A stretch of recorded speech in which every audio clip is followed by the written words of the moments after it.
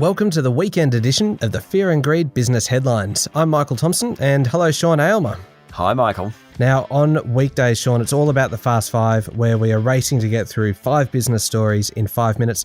On the weekend, we still keep it to 5 minutes, but we're picking out the biggest story of the week, our favourite story, the sleeper story, that's the one that tends to fly under the radar, probably not getting the attention it deserves, and the most remarkable story. So, Sean, let's get into it. What, for you, was the biggest story of the week? Oh, just how much markets moved. There's a fair bit going on this week. Iron ore prices went back through $100 a tonne. That helped BHP, Rio Tinto and Fortescue. In fact, Fortescue's share price is up more than 15% this week alone. Then the head of the US Federal Reserve, Jerome Powell, was reappointed. That really hurt tech stocks. They were sold off. Afterpay, Xero, WiseTech Global went backwards big time.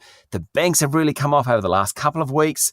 I think putting all that together, there is so much movement in money. I mean, Commonwealth Bank alone is $20 billion in value less than it was 2 weeks ago.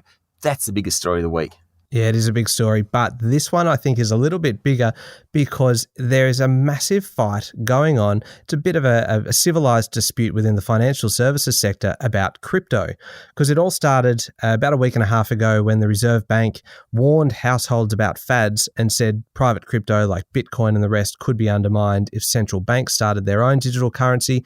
Since then, everybody's been weighing in. Commonwealth Bank CEO Matt Comyn has talked about it a couple of times, said first of all that the bigger risk was in missing out, but then this week he's issued his own warning, telling people just to be careful about opening themselves up to major risks. The super funds can't agree. You've got some saying that it doesn't generate an income stream, so it's not a suitable investment. Others saying it's too big to ignore. Government ministers are getting involved. The chair of ASIC has jumped in. Again, making the point that caution is needed, especially investing in things you don't understand. Then India's looking to ban trading in private crypto like Bitcoin and start its own digital currency. Put all that together, Sean, I reckon you've got the biggest story of the week. Fair call.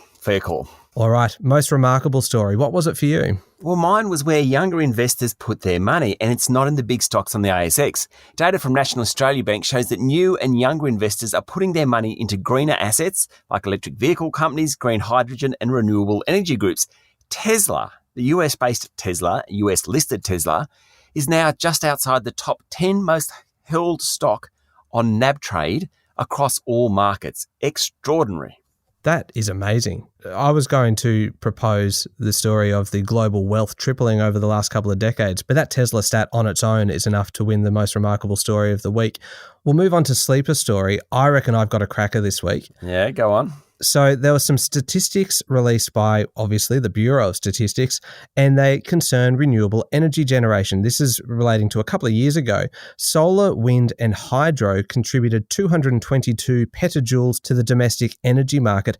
Doesn't mean a huge amount to me, but it does when you realise that 222 petajoules is enough to power 10 million homes for a year.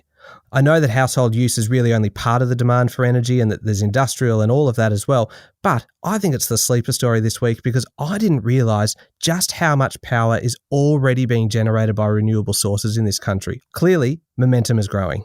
I think you're right. I'm not even going to try on that one. I think that is the sleeper story of the week. You're right.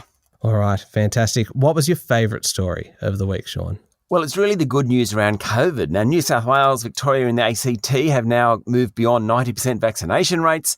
In New South Wales, once 95% is hit or on December 15, whichever comes first, face masks will really only be needed on public transport at airports and on planes. The 1 person per 2 square metre rule will be scrapped. QR check-ins will be scrapped. That's New South Wales. The other states tend to follow. By January, we really should be heading back to normal. That'll be 2 years after the outbreak of coronavirus. Now, big caveat, what's going on in Europe at the moment is scary. The fact that there's a new variant in South Africa is also scary. But it's my favourite story because it was just a week of good news on COVID.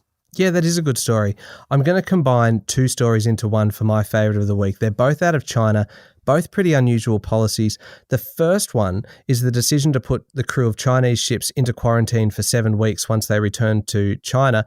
It basically is part of the crackdown on COVID, but what it does mean that there's a shortage of crews for ships, so you can expect delivery times to keep blowing out and shelves to remain empty.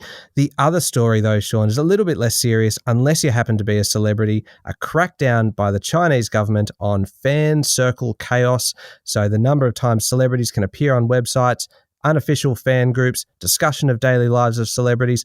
What a bizarre crackdown. That is bizarre. That is bizarre. I think you win that one too. That has to be one of the best stories of the week. Yeah, it certainly is. All right, there we go. 5 minutes and pretty much everything you need to know in the world of business. Well, the important stuff anyway. Thank you very much, Sean. Thanks, Michael. We'll be back on Monday morning with the top 5 business stories in 5 minutes. I'm Michael Thompson. We look forward to your company then.